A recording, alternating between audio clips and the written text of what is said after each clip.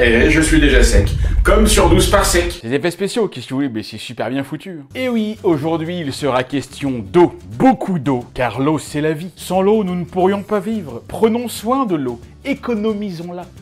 Mesdames et messieurs, pour la première fois dans l'histoire de la chaîne, et je crois d'ailleurs que ce n'est pas la première fois, on va pas parler d'un film dont l'action se déroule au-dessus de nos têtes, c'est-à-dire dans l'espace ou dans le ciel, mais plutôt sous nos pieds, dans les profondeurs des océans, dans les entrailles de la Terre. Il y a 2 mois, t'as parlé de Fusion, le film, il vaut aussi au centre de la Terre. Ah bah voilà, oui, c'est ça, oui. Vous savez que c'était pas la première fois. Mais en tout cas, c'est la première fois que je parle d'un film qui se passe sous l'eau. Bah, t'as parlé d'Avatar 2 aussi, il y a plein de scènes sous l'eau. Oh merde, c'est pas possible. Vous êtes là pour m'aider ou pour me faire chier en fait? Pour te faire chier.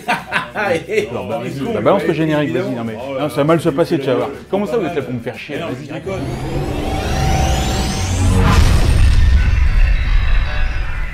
Bon, on a le temps pour la sponsor là? Bah ça dépend, ça prend combien de temps? Combien de temps? Combien de temps? Cette vidéo est réalisée en partenariat avec Holzkern. Holzkern est une marque spécialisée dans les montres et les bijoux fabriqués à partir de matériaux naturels, comme le bois, la pierre, la nacre, et même les feuilles, dis donc. Ah, c'est fou ça! Moi, j'avais jamais vu ça. Et ben voilà, tu l'as vu. Faites gaffe à pas choper des coccinelles ou des chenilles dans vos montres, quand même. Bon, alors déjà c'est cool parce que les mecs ils font donc des montres, des bijoux, mais aussi des lunettes de soleil, des sacs à main, tout ça, en relation avec la nature, je veux dire quoi, en respectant la nature. Et comment vous le savez? Parce que tout le bois utilisé est issu des plantations avec le label FSC, qui lutte contre la déforestation. Ça veut dire quoi, FSC? Ça veut dire Football Sochaux Club. C'est basé à Sochaux en fait, la boîte. N'importe quoi, c'est basé en Autriche. Bah, Sochaux c'est pas en Autriche. Bon voilà les montres, vous voyez, elles sont superbes, moi je les kiffe grave. Regardez un peu comment celle-là, elle va hyper bien à mon poignet. C'est magnifique. C'est le modèle intergalactique. Eh oui, bah écoutez, on se refait pas. Et regardez aussi ce petit bracelet baryton d'un bleu métallique. Regardez ça, vous l'enfilez tranquillement et passionnément. Allons doucement. Prenons notre temps. Sérieux, je trouve ça hyper beau, même le packaging est beau quoi. Franchement, j'ai même envie de garder les boîtes quoi. Et surtout voilà, ce sont des accessoires qui vous rendent beau et belle. Moi dans la rue avec ça, les gens se retournent et me dévisagent et m'envisagent. Ouais bah te la raconte pas trop non plus. Oui, non mais je sais, bon, mais c'est parce que si vous voulez, avec ces montres-là, on voit le temps qui court, et qui nous rend sérieux. La vie nous a rendus plus orgueilleux. Allez faire un tour sur leur site, il y a énormément de références, et pour chaque montre, il y a des couleurs différentes. Je vous jure, moi je sais même pas laquelle choisir. Alors justement, pour choisir, bah, j'ai pris mon temps. Parce qu'il faut laisser le temps au temps. J'aurais pu choisir celle-ci, vous voyez, c'est beau, je l'aimais beaucoup. C'est très beau, ouais, franchement j'aime bien. T'as vu? Ils font les mêmes pour les hommes. C'est pour les hommes, espèce d'idiot. Et pour les femmes, il y a plein d'autres modèles aussi. Parce qu'on a tous besoin d'une montre. Et le temps ne fait rien à l'affaire. Qu'on ait 20 ans, qu'on soit grand-père. Alors cliquez sur le lien dans la description ou utilisez le code PARSEC et vous aurez 10% de réduction sur votre commande. C'est quand même pas pire. Un petit cadeau pour Noël qui se profile à l'horizon, franchement ça passe tout seul. C'est la deuxième fois que je vous parle de Holzkern et je suis franchement fan parce que ils nous envoient un peu les produits. Et la première qui m'avait envoyé, déjà je l'ai trouvée super belle. La deuxième qui vient de m'envoyer, je la kiffe encore plus quoi. Et je remercie beaucoup Holzkern d'aider cette chaîne en sponsorisant cette vidéo. Abyss, les profondeurs bon, les profondeurs quoi. Imaginez si ça avait été le slogan sur l'affiche du film. Abyss, les profondeurs les profondeurs quoi. Alors, avant toute chose, je tenais à vous parler d'Abyss parce que dans Abyss, il y a très certainement, en tout cas selon moi, l'un des meilleurs plans de toute l'histoire du cinéma, les gars. C'est un plan qui arrive vers la toute fin du film, c'est pourquoi je ne vous en parlerai qu'à la fin de cette vidéo. Mais vraiment, ce truc-là, pour moi, c'est une petite dinguerie. Je pense vraiment qu'il y a eu un avant et un après, et je jure devant Dieu que le jour où je réalise mon court-métrage, je ferai un plan comme ça. Abyss, c'est un de ces films qu'on a vu, qu'on a kiffé, alors qu'on connaît pas par cœur, parce que je pense qu'on l'a pas beaucoup vu non plus, et dont on garde une image un petit peu mystique, un petit peu bizarre, un petit peu mystérieuse. Et vous avez vu, c'est une petite variante de mystère comme ça, bon, c'est au féminin quoi, faut changer un peu aussi. Je suis content de vous parler de ce film parce que ça faisait longtemps qu'il était dans ma liste. Normalement, j'aurais dû vous en parler beaucoup plus tôt, mais à chaque fois, il y avait un autre truc qui se mettait avant, un truc, disons, que je préférais, qui était mieux, donc j'avais plus envie de vous parler. Donc voilà, au final, il descendait dans la liste des choses que j'aime jusqu'à se retrouver tout en bas, quoi. Un peu comme PH. Enfin, non, pardon. Exactement comme PH. Vous avez forcément déjà entendu cette phrase qui dit qu'on connaît mieux la surface de la Lune que le fond de nos océans. Et bah, il n'y a rien de plus vrai. Grâce aux différentes missions spatiales, la surface de la Lune a été cartographiée avec une très grande précision et surtout une résolution bien supérieure à ce qu'on a pu faire pour le fond des océans. Pourquoi? Bah tout simplement parce que cartographier le fond des océans est quand même beaucoup plus difficile. Environ 71% de la Terre est recouverte d'océans, ça vous le savez, dont une grande partie est à des profondeurs très importantes. La profondeur moyenne des océans sur Terre est quand même d'à peu près 3700 mètres. C'est quand même pas rien. À cette profondeur-là, t'as la pression qui est immense, il n'y a même pas de lumière. Et donc voilà, ça fait des conditions extrêmes, et ben ça rend l'exploration et la cartographie directe hyper compliquées. Alors, on va y arriver un jour, hein, on a de nouvelles technologies à base de cartographie avec des sonars et tout, enfin on va y arriver. N'empêche qu'aujourd'hui, on estime que seulement 20% des fonds marins ont été explorés et cartographiés en détail. 20% seulement. Ça veut dire qu'il y a 80% des fonds d'océan qui restent à découvrir. Hein, tant que ça? Ah, il existe tout un monde là-dessous, hein, tout un monde qui est totalement étranger. Et peut-être bien que si on y allait, eh bien on découvrirait rien. Rien, non, rien du tout. Mais non, il n'y a rien à voir. Je veux dire, c'est du sable, c'est des cailloux, il y a des algues et puis peut-être même pas d'ailleurs, c'est tout. Il n'y a pas de forme de vie intelligente et développée, hein. Oh, c'est de la SF, ça a un O. Réveillez-vous les gars. Abyss est sorti en 1989, c'est le 5e film de James Cameron, qu'il réalise 3 ans après Alien le Retour, dont j'ai déjà parlé sur cette chaîne, et 2 ans avant Terminator 2, dont je parlerai bientôt sur cette chaîne. On retrouve dans les rôles principaux Ed Harris qui joue Virgil Bud Brigman. C'était pas lui qui devait jouer le rôle au départ, ils ont demandé à plein d'autres mecs avant de lui demander à lui, mais bon, au final, c'est lui qui a atterri là. Marie-Elisabeth Mastrantonio, qui joue Lindsay, sa femme. Hein. Bon, ils sont en train de divorcer, ils vont s'engueuler tout le film, mais bon, au final, ça va le faire. Alors, c'est pareil, Marie-Elisabeth Mastrantonio, bon, il avait demandé à d'autres actrices avant, mais elle, il l'avait kiffé aussi, parce qu'il l'avait vu dans Scarface et dans La couleur de l'argent. Et elle avait le rôle aussi de Marianne de Robin des Bois, hein, qui était super, j'adore ce film. Et Michael Biehn, l'un des acteurs fétiches de Cameron, puisqu'il avait déjà tourné dans Terminator et dans Alien le Retour. Alors, si on devait résumer en quelques phrases l'ambiance du tournage, les conditions de travail des acteurs et des techniciens, on pourrait le résumer comme ça. Après le film, Ed Harris n'a plus jamais voulu retravailler avec James Cameron. Et pour Marie-Elisabeth Mastrantonio, elle n'était pas loin de dire la même chose. Bon, attends, faut dire que cette espèce d'enfoiré de James Cameron, là, c'est le champion incontesté pour faire des crasses de gros fils de p*** à ses acteurs. Hein. Bah, demandez à Kate Winslet si elle était fan, là, sur le plateau de tournage du Titanic. Les mecs, ils en peuvent plus, ils passent leur journée dans la flotte, ils ont froid, ils sont engueulés dès qu'ils font un truc pas bien. Je vais juste vous donner un exemple, un seul. Vous allez voir, il n'y a même pas besoin d'en prendre un deuxième. Dans Abyss, il y a une scène où Ed Harris, il doit nager sous l'eau en apnée pour passer d'un module de la base à un autre. Sans combinaison, sans oxygène, évidemment. Ils ont donc fait plusieurs prises, hein, donc voilà, déjà pas facile, quoi. Et quand Ed Harris, il arrivait au deuxième module, et bah, James Cameron, il trouvait que il avait pas l'air assez essoufflé. On avait l'impression qu'il avait pas assez galéré sa race. Alors que Ed Harris, il galérait déjà sa race, hein. Non mais fais-le, fais 10 prises en apnée comme ça, tu verras si c'est cool. Et donc, bah, pour plus de réalisme, James Cameron a bougé, a déplacé la bouteille d'oxygène plus loin, sans prévenir Ed Harris, pour que l'autre, quand il arrive à mi-parcours, il trouve pas la bouteille d'oxygène, donc il se demande ce qui se passe où elle est, et il se met à paniquer sous l'eau, et puis nager encore plus vite pour pas se noyer. Et quand Ed Harris, il est arrivé au bout, il en a chié comme pas possible, il a vraiment cru qu'il allait se noyer, tu vois, bah apparemment, il aurait carrément pété la gueule à James Cameron.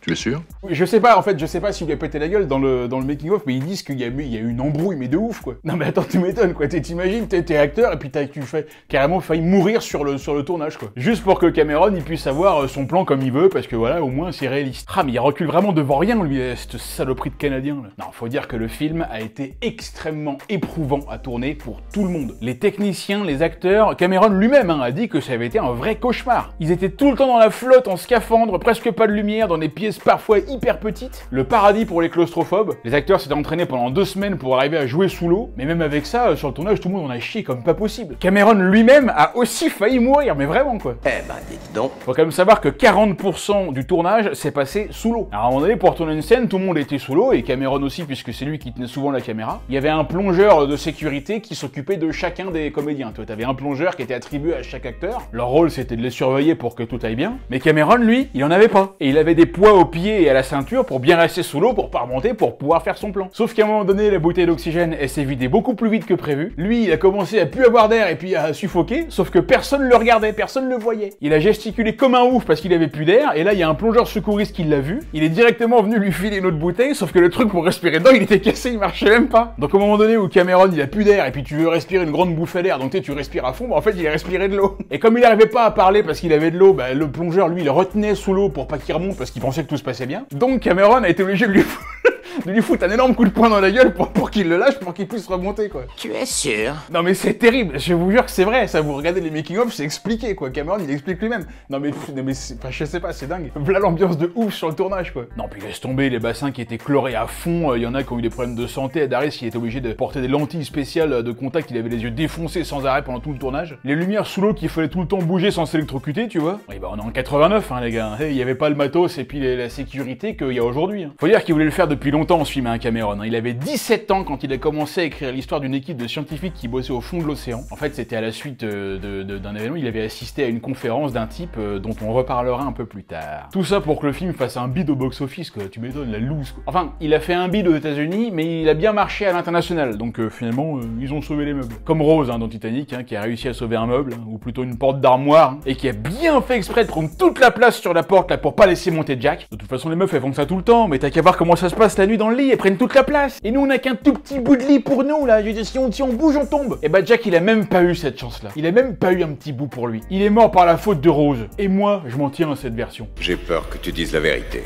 Allez, on lance le film. Bon, alors déjà, il y a une citation. Super. Je déteste quand un film commence par une citation. Ça fait tellement prétentieux. Nietzsche en plus. C'est qui ça encore? On dirait une marque de lave-vaisselle. The Abyss. Ça c'est beau. Ça j'aime bien le titre par contre. Il est joli, ouais. Avec ce dégradé de bleu là, hein, qui vire au noir. Et qui représente un petit peu, n'est-ce pas, cette descente dans les profondeurs. Et cette absence progressive de lumière. Faut savoir que à environ 150 mètres de profondeur, il y a plus que 1% de la lumière du soleil qui passe. Et en dessous de 1000 mètres, c'est le noir total. Et oui, 12 parsecs, c'est de la joie et de la bonne humeur, mais c'est aussi des informations scientifiques. Ah, enfin, pour une fois qu'on n'a pas un film qui commence sur un putain de ciel étoilé ou dans l'espace, là. Ça commence à me saouler, ça aussi, là. Oui, bah là, c'est pas le cas. Oui, bah heureusement, ouais. Sinon j'efface la cassette, moi. Et on se retrouve sous la mer avec un gros sous-marin qui va rentrer dans l'écran, là, putain, mais faites gaffe! Ah non, c'est bon, ça va, il a évité de justesse. Attends, t'imagines s'il avait cassé l'écran? Ça aurait inondé tout le salon, là. On commence donc avec le sous-marin, hein, bah, dans lequel il y a des gens qui sont là. Oui, attention tout le monde, là, qu'est-ce qui se passe? Bah rien, tout va bien. Ah pardon, oui, non, bah ok, très bien. Bah oui,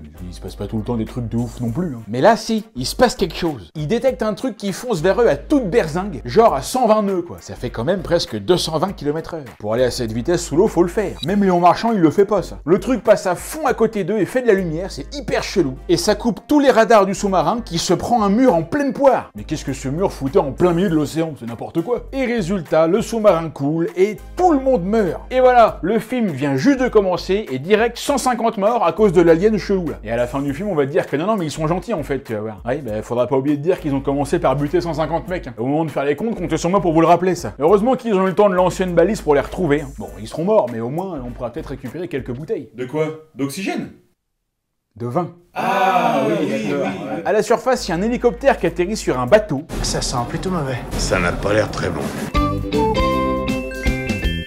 Il y a plein de jambes qui sortent de l'hélicoptère, des jambes en pantalon militaire, et une paire de jambes en collant et talons hauts. Joli procédé pour introduire cette charmante demoiselle. Et voici donc Lindsay Brigman. La reine des emmerdeuses. Oh, tout de suite, attends, t'as vu ta gueule, toi? Tu fais tellement peur qu'ils t'ont fait jouer le serveur pourri dans Scary Movie 2, là. Alors ce mec-là, il est doublé par Hervé Bellon, la voix de Sam Neill dans Jurassic Park. Il se déplace en tout port. De Rutger Hauer dans Blade Runner. Il va falloir que je te tue. Et surtout de Steve Buscemi dans Armageddon. Emmène-moi au ciel. Mais merde quoi, j'ai découvert il y a seulement une semaine que Alan Grant et la carotte avaient la même voix en français. J'ai vu ces deux films 8 millions de fois chacun, j'avais jamais remarqué. Sans déconner, j'adore mon métier. Oui, c'est un métier, oui, fermez-la. À 500 mètres en dessous de la surface, on découvre une équipe qui bosse sur une station. Ils sont encore en train de réparer des trucs. Ça c'est bien con aussi, ça. Les mecs qui sont tout le temps en train de réparer des trucs dans leur propre station. Les mecs te construisent des stations de ouf pour aller faire des missions ou alors des expériences scientifiques ou alors pour aller chercher du pétrole. Mais en fait, la majeure partie du temps, ils sont en train de réparer des trucs sur la station, quoi. Le fric que ça coûte, mais il y a jamais rien qui marche, quoi. Ça me fait penser à l'ISS, ça. Quoi? Mais qu'est-ce que tu racontes? J'en sais rien, moi, écoute, ce que je raconte, j'écris ce qui me passe par la tête, tu sais, je réfléchis pas, moi. Parce que s'il y a une chose que j'aime, c'est être aussi surpris que vous par ce que je vais dire. Et la surface, ils appellent le chef de la station, Bud, pour lui annoncer une excellente nouvelle. Ils ont enfin trouvé un scénariste pour le prochain Star Wars, et c'est celui qui a écrit Prometheus. Quoi? Ouais, alors, moi je pense que ça me ferait le même effet. Bud réunit donc toute son équipe et leur annonce qu'ils vont devoir bouger la station pour une mission de coopération avec la sécurité nationale. D'accord, c'était pas vraiment prévu ça.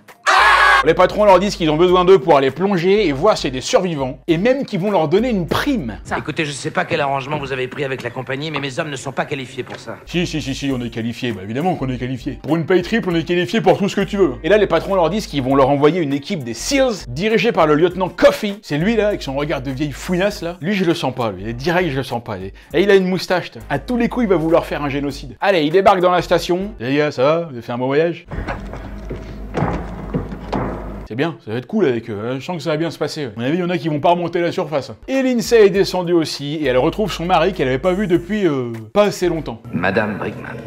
Pas pour longtemps. Elle est merveilleuse, vraiment. Et non, c'est moi où il y a une ambiance de merde là dans la station là. Dis si ça vous fait chier d'être là, c'était pas la peine de venir. Hein. Bon là ils vont se prendre le chou parce que Lindsay a dit à Bud qu'il a foutu la merde dans sa station. Oui parce que c'est elle qui a tout designé en fait. Hein. Elle connaît la station mieux que personne. Et surtout parce qu'il y a une tempête qui arrive et ils vont devoir couper le câble qui les relie au bateau d'en haut et ils seront tout seuls. Et forcément elle lui dit qu'il saura jamais se débrouiller sans elle. Ce à quoi Bud lui répond que si vous voulez, il n'y a même pas besoin de répondre quoi que ce soit en fait. Non, Bud lui il essaie de convaincre Lindsay qu'elle est venue parce qu'elle est encore un peu amoureuse de lui, tu vois. Je crois que t'étais inquiète pour moi. Putain mais comment il est relou le mec là, il est comme ça, t'es dit mais fous-lui la paix, clochard va. Regarde-le l'autre dalleux là, il veut forcer le truc là, à essayer de convaincre sa femme qu'elle est toujours amoureuse de lui. Mais casse-toi putain, je suis plus amoureuse, comment faut que je te le dise? Non mais c'est vrai, attends, j'ai la raison. Il croit qu'il va pouvoir la reconquérir comme ça là, avec sa veste qui pue la sueur. Je suis sûr qu'il s'est pas douché depuis au moins une semaine, ce qui techniquement est une très bonne moyenne pour moi. C'est même plutôt la moyenne haute. Non mais en même temps c'est là qu'elle est emmerdeuse, c'est pas possible. Et oui, en fait on comprend qu'ils sont plus ensemble, mais bon lui tu sais il avait quand même gardé l'alliance quoi. Ah, il garde espoir. Mais là l'espoir il est parti au shot là, tu vois, là c'est terminé là. Mais bon, on sait comment c'est. Ouais, c'est jamais complètement terminé.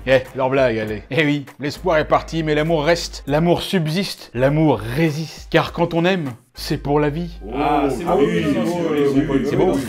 Très joli. C'est de moi. Ouais. Et tu te trouves bien con maintenant, mon gars. Faut être vraiment amoureux, hein, parce que moi, ça, ce qui fait, je sais pas si je le ferais. Hein. Même pour Zoé Saldana? Ah, si, peut-être quand même que... Ouais, si, j'irai chercher... Ah, je mettrais... Oh, jusqu'à l'épaule, je mettrais... Hein. Dans Zoé Saldana? Aussi, oui. Allez, briefing général, Coffey dit tout le monde que maintenant c'est lui qui décide et que le premier qui ouvre, il défonce. Enfin, bon, là, je le dis avec mes mots à moi, mais bon, l'idée est la même. Et les mecs, tranquille, hein, faut que tu te calmes, hein, nous, on est cool ici. Mais ferme-la, qu'est-ce que tu me veux, toi? T'en veux une aussi, c'est ça? Tu veux être le premier? Ah, il est vraiment vénère, le Coffey, là. Ah, il a pris trop de Coffey, là. Et alors là, il va y avoir une scène bien tripante. Il y a un type de l'équipe de Coffey qui va montrer aux deux branleurs, là, que tu peux respirer dans l'eau si tu mets du sirop de fraise. Regardez bien ce truc-là, parce que c'est assez ouf, et c'est encore même plus ouf que vous le pensez. Il prend le rat d'Alan, là, il le fout dans l'eau et il le noie, l'enfoiré. Allez, toi, t'as des saletés de râle. Et il a complètement raison, parce que les rats, c'est dégueulasse. C'est l'animal le plus horrible du monde, après le carlin. Sauf qu'en fait, non, bien sûr, il le noie pas, parce que justement, il peut respirer l'oxygène dans le fluide. Et ça, mon gars, aussi ouf que cette scène puisse paraître, et bah, c'est même pas truqué. Ils ont vraiment tué le rat et ils ont kiffé. Et je crois même qu'ils l'ont bouffé après. Alors en fait, non, ils te disent que le rat a survécu, et j'avoue que j'ai pas trouvé l'info officielle, parce que bon, dans le making-of, ils te disent qu'il a survécu, mais il y a d'autres articles un peu plus scientifiques qui te disent que au final le rat va mourir quand même. Parce qu'une fois que t'as inhalé ça, ensuite bah tu vas t'asphyxier en quelques heures. Tu te fatigues très vite, tes poumons fatiguent et tu meurs car l'inhalation de perfluorocarbures n'est pas réversible. Le truc reste dans tes poumons en fait. En tout cas c'est assez dingue de se dire que ce truc existe vraiment. Ça s'appelle du perfluorocarbure et ça sert à respirer en ayant du liquide dans les poumons. Comme ça on ne subit pas la pression des grands fonds et on n'a pas besoin de décompresser. Et il y a même un plongeur qui s'appelait Frank Falege. C'est le seul homme qui a essayé et qui a survécu. Donc apparemment, eh ben, ce serait vraiment possible, même si bien évidemment ça reste hyper dangereux. Bon, quoi qu'il en soit, le rat ne meurt pas, et ça c'est ouf. Elle le fait, mais elle a horreur de ça. Bon, ça suffit, sors là maintenant. Allez, tout le monde descend vers les sous-marins, les petits vaisseaux là qui sont vraiment ouf. Hein. Lindsay et Une Nuit sont les pilotes. Alors, le surnom de cette meuf là, c'est Une Nuit. One Night en anglais. Mais pourquoi Une Nuit? Parce que si tu passes une nuit avec elle, elle te bouffe après, là, comme une montre religieuse. C'est quoi ce surnom bidon là? Je suis désolé, je trouve ça nul. Et en même temps, Une Nuit, ça lui va mieux qu'un jour. Et là, ils arrivent près du sous-marin, et c'est quand même hyper impressionnant. Hein. T'imagines, tu vois un truc immense comme ça sous la flotte, qui apparaît dans ta lumière. Enfin, je trouve ça génial. J'ai jamais fait de plongée sous-marine pour aller voir des épaves, parce que j'ai moi-même des problèmes de tympan, je peux pas descendre à moins de 2 mètres en fait. Mais je me suis toujours dit que faire de la plongée en allant voir des épaves, ce serait terrible. Allez, tout le monde rentre en même temps par un petit trou sombre. Et En fait, la vérité, c'est qu'ils ne viennent pas du tout chercher des survivants. Non, en fait, Kofi et son équipe, ils viennent chercher les 27 missiles nucléaires. Les survivants, ils en ont rien à foutre, hein. Mais de toute façon, il n'y en a pas de survivants, donc... Oui, bah c'est juste pour ça que je dis, ils en ont rien à foutre. Allez, ils entrent à l'intérieur, parce que c'est plus facile que de rentrer à l'extérieur. Et là, il y a des cadavres partout. C'est horrible, il y en a même un avec un petit crabe qui lui sort de la bouche, là. On se croirait dans une piscine municipale à Marseille. Vous savez que le mec, là, c'est le frère de James Cameron. Oui, parce que Cameron, il a voulu faire plein de prises, mais à chaque fois, le crabe, il était pas prêt, tu vois. Des fois, il partait trop tôt, des fois, il partait trop tard, il était pas concentré. Donc l'autre, il devait retenir sa respiration, tu vois, puis bah, au bout de la 48e prise, l'autre, il était mort depuis 20 minutes. Mais au moins, c'est une scène réaliste. Alors, mesdames et messieurs, je vous propose un petit jeu. Est-ce que cette anecdote est vraie? Réponse A, oui. Réponse B, non. Réponse C, peut-être. Réponse D, mystère. Bon, pour chercher plus efficacement, ils font plein de groupes de 1. Et là, il y en a justement un qui va voir un truc de ouf. Des gens qui font la show juste en dessous, putain, ça a l'air trop bien, ouais. Ah, je veux trop y aller, moi, une chouille sous la flotte. Par contre, comment tu fais pour boire un coup avec ton scaphandre? Tu sais comment ça se passe? Ça a été une paille ou je sais pas? Ah non, regardez, mais qu'est-ce que c'est? Ouah, on dirait une sorte de méduse papillon chatte fluorescente, là. Si, ça existe, si, on en a déjà vu au Mexique. Et donc, il a de la chance de voir ça d'aussi près, lui. C'est le seul qui va voir ça, personne d'autre va le voir. Et donc, il a eu un sacré coup de bol, hein. Bah d'ailleurs, c'est son surnom, coup de bol. Comment ça? Bah, coup de bol, c'est son surnom dans le film. Ah bon? Mais qu'est-ce que c'est que ces surnoms à la con, là? Une nuit, coup de bol? J'ai jamais vu des surnoms aussi nuls. Ça pète quand même les surnoms. Oui, bah, pas ceux-là. Hein. Et d'ailleurs, il prend peur, le ch'to pépère. Il panique et s'assomme tout seul comme un con. Bah oui, comme quoi les surnoms, ça veut rien dire. Lindsay, dans son sous-marin, elle, bah, ça fait 2 heures qu'elle attend, hein. Elle compte les poissons. Pour l'instant, elle en est à 1. Et là, regardez, wouah, tu doufles. Qu'est-ce que c'est que ça? Mais qu'est-ce que c'est que ça? Mais on n'en sait rien, nous. Mais il faut savoir, putain. Barre-toi, putain, ne t'approche pas de moi, toi. Ah, c'est bon, il s'en va. Ouf. C'est bon, ouais. Ah, non, il a eu peur de moi. Bah, c'est normal, attends, ouais, t'as vu le bestiau, là? Pas jouer avec l'homme, hein. En tout cas, Lindsay l'a vu aussi, et c'était chelou parce que ça allait hyper vite. Mais qu'est-ce que ça peut bien être? Mystery, ça veut dire mystère en japonais. Ah non, tu vois, c'est la même chose, en fait. Bon alors, qu'est-ce que t'as vu, là? Tu peux me dire ou pas? Non, je te dirai rien, tu m'énerves. Ah, mais ils sont toujours la gueule, ces deux-là. En fait, Lindsay dit qu'elle a vu un truc, mais qu'elle sait pas ce que c'est et que c'était hyper bizarre. Oui, mais ça ressemblait à quoi, par exemple? Ça ressemblait plutôt à un barbecue? Pourquoi un barbecue? Ah, mais je sais pas, non, je propose, moi, j'en sais rien. Oui, bah si t'en sais rien, ferme-la, parce que tes propositions, c'est de la merde. Et là, comme Kofi pense que c'est un truc russe qui vient pour voler les missiles, lui et sa team repartent immédiatement avec les petits sous-marins pour aller les chercher. Sauf qu'il fallait surtout pas, parce que Bud en avait besoin pour détacher le câble qui les reliait au bateau du haut parce que la tempête arrive. Mais on en a rien à foutre de la tempête, nous, elle est là-haut, nous on est en dessous. Et personne ne viendra nous chercher. On est livrés à nous-mêmes. Tu comprends ça? Oh, sérieux. Comment je devrais trop écrire des dialogues de film. Allez, ils reviennent 2 heures plus tard, et vite, une nuit récupère le sous-marin pour aller détacher le câble. Mais elle n'y arrive pas, hein, ce qui naturellement n'étonne personne. Ça bouge tellement que le bateau change de position, ce qui entraîne la base vers un précipice. Parce qu'évidemment, il y a un précipice juste à côté, hein, comme par hasard. Il n'y en avait pas tout à l'heure, et maintenant il y en a un, comme dans la scène du T-Rex dans Jurassic Park. Et ça pète la grue qui retenait le câble, qui tombe dans la flotte, droit sur eux, attention! Ils voient le câble qui tombe juste à côté d'eux. T'imagines un peu le truc de ouf que tu dois ressentir à ce moment-là? Tu sais qu'il y a une énorme grue qui te tombe dessus et qui va t'écraser dans quelques secondes. C'est des bonnes petites scènes, ça franchement je kiffe. Et boum, elle tombe juste à côté, aucun problème. Ils l'ont échappé belle, hein, c'était -1. Ça a été de justesse. Oula. Oh non. Et si. Et bam, la grue entraîne la station vers le gouffre. Accrochez-moi ce que vous pouvez. Accrochez-moi ce que vous pouvez. Et c'est parti, wouhou. La station glisse vers le fond. C'est déjà chaud quand t'es enfermé dans un truc comme ça qui glisse, mais à la surface, mais alors sous la flotte c'est encore pire. Du coup c'est pas chaud, c'est froid quoi. Ha, quel jeu de mots incroyable. Quel génie. Évacuez la station. Mais tu veux qu'on aille où, connard? Ah oui c'est vrai, non, bah restez là alors. Bon, Lindsay décide d'aller prendre une petite douche pour se détendre. Mais non, t'as la douche, il y a une fuite. Et oui, ça y est, il y a de la flotte partout. Il faut fermer toutes les portes. Attention Bud, tu vas rester bloqué. Et chaud la vache. Sauvé par la bague. Eh oui, sans déconner. Il a bien fait de récupérer son alliance tout à l'heure. Il vient d'être sauvé par le pouvoir de l'amour. Il a été sauvé par Mitsuri Kanroji, mon personnage préféré dans Demon Slayer. Hein. Hashtag les vrais savent. Vous avez vu, il est juste là. Ça va, y a pas trop de casse? Non. Oh non, c'est bon, tout va bien, pas de problème. Il y a juste eux qui sont morts noyés, mais bon, c'est pas grave. De toute façon, lui et lui, ils se ressemblent, alors on peut en garder 15 sur les deux, c'est bon. Ça fera moins de charges à payer. En plus, lui là, Captain Kid Brewer Jr., c'est son nom. Hein, le mec s'appelle Captain Kid. Les mecs, ils avaient des surnoms de merde dans le film, mais dans la vie, ils avaient des noms encore plus nuls. Et bah lui, le film lui est dédié parce qu'il s'est suicidé l'année d'après. Pourquoi il s'est suicidé? À cause de son nom, justement, qu'il aimait pas, qu'il trouvait trop nul. Et la station est donc maintenant au bord du précipice. Tout va bien, les gars. Tout va très bien. D'ailleurs, vous avez vu, il y a un type qui dort là. Lui, il est pas inquiété, il s'est pas réveillé. Ah, il y en a qui se font pas chier quand même, hein. Ils dorment quand ça les arrange. Bon, c'est la merde parce qu'il n'y a plus de courant, plus de chauffage et surtout, ils n'ont plus que 12 heures d'oxygène devant eux. La tempête va durer plus qu'une douzaine d'heures. Oui, bah là, ça, fallait le dire à l'autre abruti de Kofi et son équipe, là, qui sont partis comme des cons avec les sous-marins alors qu'on en avait besoin. Hein. J'avais des ordres. Oui, bah t'avais des ordres, bah fallait pas les écouter, c'est tout. Pourquoi t'obéirais à un homme qui a fait des centaines de milliers de kilomètres? On est là, et personne ne peut nous aider sur Terre. Ils sont pas à des milliers de kilomètres, ils sont à 500 mètres. Oui, bah, et pour la rêve, ça marchait mieux comme ça. Mais tu nous fais chier avec tes références, là, c'est bon. Ça t'énerve? T'en veux une autre? Quand vous savez qu'un ordre est aberrant, vous devez désobéir! Sans déconner, je pourrais prendre chaque phrase d'Armageddon et en faire une référence. Par exemple, à chaque fois que j'arrive chez PH, je dis toujours... Putain, c'est craint ici. Bon, en tout cas, Bud essaie de rester positif. Je suis content que tu sois là. Pas moi. Ah tiens, le jour elle sera contente celle-là. Et en même temps, moi je pense que je serais pareil, tu vois.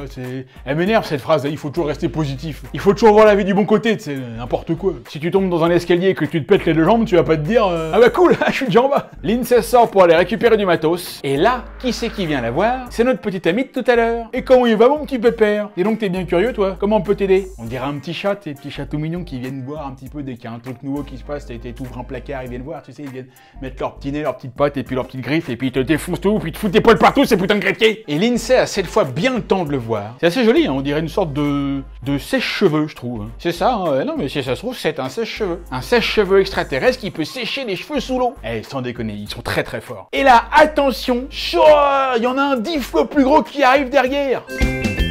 Et regardez ce que fait Lindsay, c'est fou, hein. Il faut qu'elle le touche. Elle ne peut pas ne pas le toucher. Elle ne peut pas ne pas le toucher. Et le truc s'en va. Et voilà, c'est vraiment très joli, hein. Avec ces belles couleurs, là, le violet, le rose, comme ça, ça c'est vraiment mes deux couleurs préférées. Ah bah c'est les couleurs de mon logo, hein. Des bonnes couleurs de petites tapettes. Bon, pendant ce temps-là, Kofi continue de jouer le chef et d'engueuler tout le monde alors qu'il a pas d'ordre à donner, hein. Sous prétexte que le mec il bosse avec des phoques, il croit qu'il s'y connaît en océan, là. Mais qu'est-ce que tu racontes, ils bossent pas avec des phoques? Bah... Seals, ça veut pas dire phoque. Non, pas là, non. Michel, si tu nous regardes. Salut mon pote. Il dit à une nuit de se grouiller de faire les réparations. Va te faire foutre. Voilà, il y en a au moins une qui lui tient tête. Bien joué meuf, c'est comme ça qu'on fait. Ah, faut dire que James Cameron a toujours aidé les personnages de femmes fortes, hein, des durs à cuire. Et il a raison, j'adore aussi. Et là, le ton va encore monter d'un cran. C'est-à-dire qu'il était là, et maintenant il va se mettre là, quand l'équipe va découvrir que Kofi a ramené un missile dans la station. Ah là, Lindsay, elle monte au créneau tout de suite. Moi, ce que j'ai à savoir, c'est que vous outiez cet engin de ma station. Est-ce que vous avez compris, Dark Vador? Et donc, as-tu fini de jaser, là? Pas correct. Bon, tout le monde se repose un peu après ce petit événement, et c'est à ce moment-là que les E.T. reviennent. Alors, je sais, j'arrête pas de dire les extraterrestres, mais c'est pas ça qu'il faut dire, puisqu'un extraterrestre, par définition, ça vient pas de la Terre, alors qu'ils vivent ici, comme nous. Mais du coup, ils sont au fond de l'océan, et je sais pas comment on pourrait les appeler. En tout cas, ils reviennent et ils se transforment en eau pour s'introduire en douce dans la station. Et la question qu'on se pose tout de suite, c'est qu'est-ce qu'ils foutent encore là? C'est pas possible. Foutez-leur la paix, mêlez-vous de vos oignons, vous a rien demandé, nous. Attends, ils arrivent même à ouvrir la porte avec la roue, là, la grosse roue en fer, là. Mais comment ils font? C'est de l'eau, il y a des mains en eau qui réussissent à tourner la roue, là. J'ai l'impression que James Cameron se fout légèrement de notre gueule. Le truc arrive dans la pièce et ouais, Lindsay a trop les boules. Attends, tu m'étonnes, quoi. T'imagines, tu vois ça, là. Et un peu la tronche du truc. Ça rappelle un peu le truc extraterrestre aussi dans la guerre des mondes, là, hein. Tu te rappelles de ce truc-là? C'est pareil, la même forme. Et donc, les extraterrestres, ils sont vraiment pas originaux. Bah, ils font exactement la même chose dans des films différents. Ou alors, ce sont peut-être bien les réalisateurs et auteurs d'œuvres de science-fiction qui ne sont pas si originaux qu'on veut bien le dire. Bon, le truc a pas l'air méchant, hein. Il imite même le visage de Lindsay d'abord et de Bud ensuite. C'est excellent, tout le monde se marre. Il se demande comment le truc peut arriver à faire ça. Bon, après, c'est pas hyper bien fait non plus, hein. Bon, excuse-moi, y a pas de couleur, y a pas de détails. Il aurait quand même pu essayer de faire un truc un peu plus joli, hein. Non mais regardez ça, c'est fou. Elle ne peut pas ne pas le toucher. Ah ouais, goûte carrément. C'est dégueu un peu, hein. C'est quoi? Du sperme. Oh, non mais franchement, Lindsay, c'est que... Écoute, non. Allez, le truc se barre et il va directement voir le missile nucléaire. Mais Kofi le voit, ferme la porte et coupe l'eau. Et le truc se barre. Bon. Qu'est-ce que c'était?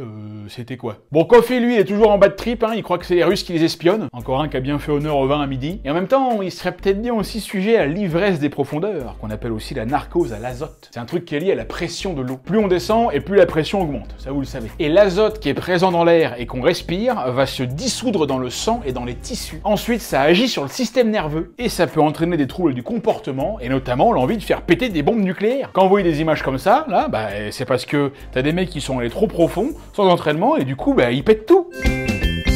Bon allez, entrez tous là-dedans, là, nous on va réfléchir. Et oui, Coffee est décidé à aller faire péter la bombe au fond de la fosse pour aller exploser les extraterrestres russes. Pléonasme. La Team Rocket se fait délivrer par coup de bol, qui a mis 2 coups de boule aux autres, sauf qu'ils sont enfermés dans le module. Bud va donc devoir sortir et nager en apnée dans une eau glaciale, jusqu'au puits de plongée, là où on fait partir tous les petits sous-marins, pour re-rentrer dans la station et aller délivrer ses potes. Alors, cette scène est, je trouve, complètement dingue. Bud doit nager sans oxygène et sans combinaison dans une eau glaciale et une pression de ouf. Facile. Facile. Bah, personnellement, moi, je fais ça tous les matins pour aller bosser. Ah, c'est parce que c'est un petit peu inondé chez moi en ce moment. Et vous vous rappelez l'anecdote que je vous ai racontée tout à l'heure en début de vidéo où James Cameron avait déplacé la bouteille d'oxygène et Ed Harris avait failli se noyer? Et bah, c'est pas cette scène-là. Bud arrive de l'autre côté, il est frigorifié. Là, voilà la Bud bien fraîche. Et il voit Coffee au fond de la salle. L'autre, on sait pas ce qu'il fout avec cette chaîne là. Il est en train de compter le nombre de clics que ça fait en un tour. 58. Ouais, mais c'est pas sûr, faut que je recompte. Putain, il a pas respiré que de l'azote celui-là. Bud essaie de lui choper son flingue, mais Coffee le voit et PAM! Freeze! Alors, en même temps, il est déjà congelé là. Coffee tire mais il y a plus de balles. La vache. Là, il tuait Bud, clairement. Et bam, c'est parti pour le duel entre la bière et le café. J'espère que c'est la bière qui va gagner parce que personnellement, j'ai toujours eu horreur du café. Moi. Pourquoi tu mets ta main comme ça?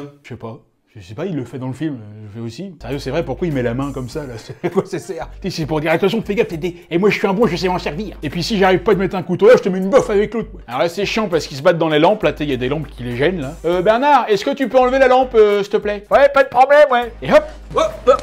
La main de technicien qui retient la lampe, là. Allez, le café devient plus fort, il serre la bière. Mais là, il y a 4 fiches qui arrivent et peu, un café bien frappé. Quel génie! Coffee s'échappe dans le sous-marin et part faire exploser la bombe dans les abysses. À mon avis, ça va servir à rien, hein. Franchement, ça va faire l'effet d'un pétard mouillé. Quel génie! Les autres arrivent, Catfish prend un gun et tire dans le tas, mais il est complètement con lui aussi. Est-ce que tu vas cesser de tirer sur des bombes de plusieurs mégatonnes? Bud et Linz partent à sa poursuite, et là c'est sympa parce qu'on va avoir droit à une petite scène un peu tripante, plutôt originale, une sorte de course-poursuite de vaisseaux, alors pas spatiaux, mais plutôt sous-marins. Il y a un peu les mêmes plans, un peu les mêmes mouvements que dans une petite scène de bataille de vaisseaux spatiaux, sauf que là ils sont sous l'eau, mais on a l'impression qu'ils volent quand même. C'est à la fois pareil et pas pareil. La bombe tombe dans la faille, la course-poursuite continue, les mecs se rentrent dedans comme des gros bourrins.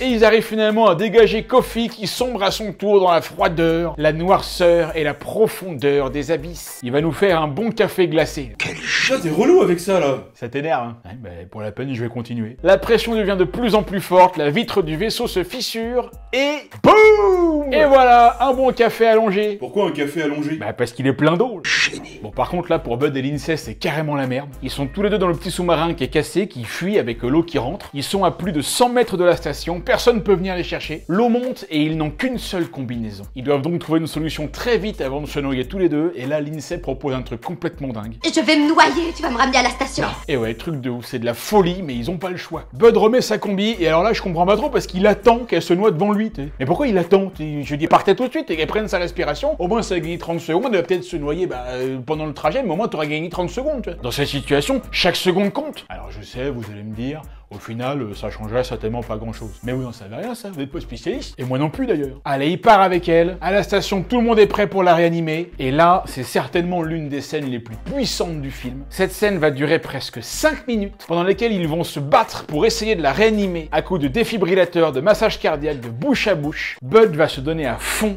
mais ça ne va pas marcher. C'était trop juste. Et voilà. Lindsay est morte, terminée, et ouais. Au moins, on n'entendra plus sa grande gueule. Non! Si, mais bien sûr que si. Non, elle a un cœur très fort! Elle veut vivre! Bud refuse de la laisser mourir. Il se bat pour elle. Il reprend le massage cardiaque, le bouche à bouche, il lâche rien. Il fout des grosses beignes dans sa tronche. Bon, il en profite peut-être un petit peu aussi, hein, pour toutes les fois où elle l'a fait chier. Voilà, c'est le moment. Si elle se réveille, elle s'en rappellera pas, hein, donc là, faut y aller à fond. Allez, tu peux le faire! Pas toi! Allez! Pas toi! Allez! Pas toi! Allez! Pas toi! Allez, putain! Pas toi! Oui, bon bah faut pas exagérer là. Oui, pardon, oui, bon, on s'emporte un petit peu, mais c'est vrai que c'était... Ah, c'est addictif, hein, ce machin. Et là, regardez, ça y est, elle reprend conscience. Yeah! Ouais, il a réussi, Bud a réussi à la réanimer. Il l'a ramenée à la vie, truc de malade. Et tu vas voir qu'après ça, elle va encore être capable de lui faire la gueule. Allez, maintenant, c'est au tour de Bud de respirer du liquide, mais cette fois, il va pas se noyer. C'est le même liquide que le truc du rat tout à l'heure, là. Et oui, il faut aller désamorcer la bombe qui est tombée dans la fosse, mais à cause de la pression qui est tellement forte qu'elle a carrément détruit le petit sous-marin de tout à l'heure, bah il ne peut y aller qu'avec ce procédé-là. Allez, il balance la sauce, Bud doit l'avaler sans retenir sa respiration. Non, pas là, non, là, c'est dégueulasse. C'est hyper chelou, tu vois, là, je peux vous dire que sur le tournage, encore un des trucs bien relous, et Daris, il était pas rassuré, tu vois. Mais là, a priori, il n'y a pas vraiment de danger. Enfin, en tout cas, ça marche, quoi. Il faut juste qu'il laisse le liquide le pénétrer. Non, c'est trop facile, ça. Non, c'est pas marrant quand c'est facile. Évidemment, Bud panique, mais au final, tout se passe bien. Alors, il entend ce qu'on lui dit, mais évidemment, il peut pas parler avec du liquide dans la bouche. Bon, écoutez, je crois qu'on dit que c'était le dernier. Ouais, ok. Parce que là, on est pas mal, hein, on en a mis assez. Donc, il doit utiliser un petit clavier pour communiquer. Allez, c'est parti, il dit au revoir à sa team, et il descend lui aussi dans les abysses. Il va aller plus profond qu'aucun humain n'est jamais allé. C'est tentant, hein. Grave, carrément. C'est difficile de se retenir, hein. Et au fur et à mesure qu'il descend, il subit les effets de la pression. Vous voyez, là, il demande une Guinness, par exemple. Et pour pas qu'il perde la boule, Lindsay va lui parler de choses plus personnelles. Il y a quelque chose que j'ai besoin de te dire. Tu sais, à notre mariage, quand tu m'as surpris dans la chambre avec le DJ, t'as dit qu'on répétait la danse des canards. Mais en fait, c'était pas la danse des canards. On faisait une bourrée. Oh, sérieux, quoi. Non, mais elle attend ce moment-là pour lui balancer un truc pareil. Non, mais c'est vraiment pas cool. Hein. Bam! La pression fait éclater le petit robot. Bud dépasse les 16 000 pieds. Ça fait juste 5 km de profondeur. Il descend toujours plus profond. Il va bientôt arriver au niveau de l'intelligence de PH. Et là, il se met à voir une lumière hyper intense en dessous de lui. Mais qu'est-ce que ça peut bien être? Et ça y est, il arrive enfin. Touchdown! Maintenant, faut couper le fil. Il doit couper le fil bleu avec la bande blanche et surtout pas le fil noir avec la bande jaune. Mais le problème, c'est qu'avec sa lumière jaune, les deux fils ont exactement la même couleur. Il doit donc y aller au pif et a juste une chance sur deux de se planter. Allez, c'est parti, attention, il y va. Et voilà, il s'est gouré, il a tout fait péter. La station, les poissons, les extraterrestres, tout le monde est mort. Et fin! Et voilà, c'est tout ce que je peux vous dire sur le film Abyss. Ah non, attends, non, il est encore là, c'est bon, il a réussi. Excellent, bravo Bud, bien joué ma poule. Mais le problème, c'est qu'il ne lui reste plus que 5 minutes d'oxygène, alors qu'il a pris plus de 30 minutes pour descendre. Il est donc condamné à rester tout seul et à mourir tout au fond de l'océan. Mais la vérité, c'est qu'il le savait depuis le début. Il fallait qu'il y aille. Il mourra en héros, et il dit à sa femme qu'il savait que ce serait un aller simple. Alors que revoilà Jackie la méduse, qui vient voir un petit peu ce qui se passe. C'est pas possible, ils ne nous foutront jamais la paix, ceux-là. Mais laissez-le crever tout seul, enfin. Oh, mais quelle mignonne. Regardez sa petite tête de gland, là. On dirait un petit Kodama, là. Vous savez, les petits esprits de la forêt dans Princesse Mononoke. Et Jackie tend la main à Bud, et regardez comme c'est beau. On se croirait dans, tu sais, l'autre film, là. Je sais plus, j'ai plus le titre. Je sais pas, c'est avec qui? C'est avec, tu sais, l'autre qui a joué, là, dans l'autre film avec la nana, là. Corinne Touzet? Voilà, c'est ça, ouais. Ah oui, c'est pas Matrix? Voilà, Matrix. Et c'est parti, GG amène Bud avec lui. Et là, what's up? Mais qu'est-ce que c'est ce truc de ouf? C'est une station spatiale sous l'océan. C'est une station océanale. Mais la taille du truc, quoi, c'est immense. Terrible, quoi. On dirait un mix entre Avatar, Independence Day et Rencontre du troisième type, quoi. Et c'est parti, GG emmène Bud dans les couloirs de la base. Au final, il est jeté comme un malpropre dans une salle où l'eau va se retirer de chaque côté, la verticale, incroyable. Il doit certainement y avoir Moïse qui s'entraîne juste à côté. Bud peut enfin enlever son scaphandre et recracher toute cette merde qu'il respirait depuis 2 heures. Alors là, j'adore la gueule de Ed Harris. Il a tellement une gueule du mec qui est au bout de sa vie, quoi, mais il en peut plus. Je sais pas comment ils ont fait pour lui faire avoir une gueule pareille. Il a dû rester sous l'eau, mais pendant des heures pour avoir les yeux aussi éclatés, quoi. Franchement, je kiffe, quoi. Tu vois que l'acteur, il en peut plus, il a vraiment donné de sa personne, quoi. Et là, regardez qui est là derrière la vitre. GG, ça clique. Qu'est-ce que vous voulez, vous? Ça vous fait marrer de me voir galérer comme ça? Vous êtes des sadiques? Vous aimez voir souffrir les gens? Ah oui, il attaque fort, là, le buddy. Ben, en même temps, il faut le comprendre, il en a ras-le-bol. Hein. Et là, GG, il allume la télé, il lui montre les infos. Et on entend des journalistes qui parlent de tsunamis qui arrivent dans le monde entier. Et personne ne sait pourquoi, il n'y a pas eu de tremblement de terre, tu vois, ou même un astéroïde qui est arrivé. C'est inexplicable. C'est vous qui faites ça, hein? Vous savez contrôler l'eau, c'est votre technologie. Mais pourquoi faites-vous ça? Ah, ça y est, tout de suite, vous nous accusez, quoi. On n'a rien fait, nous, hein. Vous dites ça parce qu'on est noirs. Mais on n'est pas noirs, GG. Mais chut, tais-toi, faut pas qu'ils sachent que chez nous. Ouais, mais il va savoir quand même, parce que les autres, ça se voit, tu sais, ils sont tout bleus, ils ont la couleur de l'eau, tu vois. Et là, il lui montre cette fois des images des essais nucléaires dans les différents océans du monde, et aussi des images de guerre et d'horreur que les humains font à la surface. Et on va atteindre les sommets de l'horreur quand ils vont montrer à Bud un extrait d'une vidéo de la séance de Marty. Personnellement, j'ai vomi 3 fois. Et en gros, ben voilà, ils disent à Bud que tout ça, c'est pas bien. Faut pas le faire. C'est caca. Bouh, bouh, vous êtes des vilains humains. Alors ça fait un petit peu cliché, hein, bon, un tout petit peu, bon, ouais, on dira rien. Ou plutôt si, tiens, on va dire quelque chose, puis on va pas se gêner d'ailleurs. Ça fait juste carrément cliché, quoi. Non mais James, tu peux pas faire un truc un petit peu plus subtil, je sais pas. En plus, tu sais, c'est marrant, les extraterrestres, ils ont fait un montage, quoi. Ils ont pris plein de vidéos sur YouTube, type, ils ont fait un montage, quoi. En tout cas, les tsunamis arrivent. Alors, vous inquiétez pas, c'est comme d'habitude, c'est qu'aux États-Unis. Vous voyez, là, c'est New York, là, on a San Francisco, là, ça doit être aussi en Californie, certainement, ou alors en Floride, ou dans l'Arkansas. C'est-à-dire qu'à la fois, c'est toujours les États-Unis qui trouvent les solutions, mais c'est aussi ceux qui s'en prennent toujours plein la gueule. Ouais, bah alors là, je peux vous dire, on va pas les plaindre. Et là, regardez, truc de ouf, le tsunami s'arrête sur place. Qu'est-ce que ça veut dire? C'est de la sorcellerie. Et alors là, mes petits amis, voici enfin le plan dont je vous ai parlé au tout début de la vidéo. Comme je vous l'ai dit, c'est pour moi l'un des tout meilleurs plans de l'histoire du cinéma. Parce que sur ce plan, il y a, si vous voulez, une fulgurance, quoi, une espèce de, une demi-seconde de folie, une demi-seconde de créativité absolue. Il va se passer quelque chose dans ce plan. C'est un truc qui n'était pas prévu et qui a été laissé là en âme et conscience par le réalisateur. Je vais vous mettre le plan, je vais rien vous dire et vous allez essayer de trouver tout seul. C'est parti.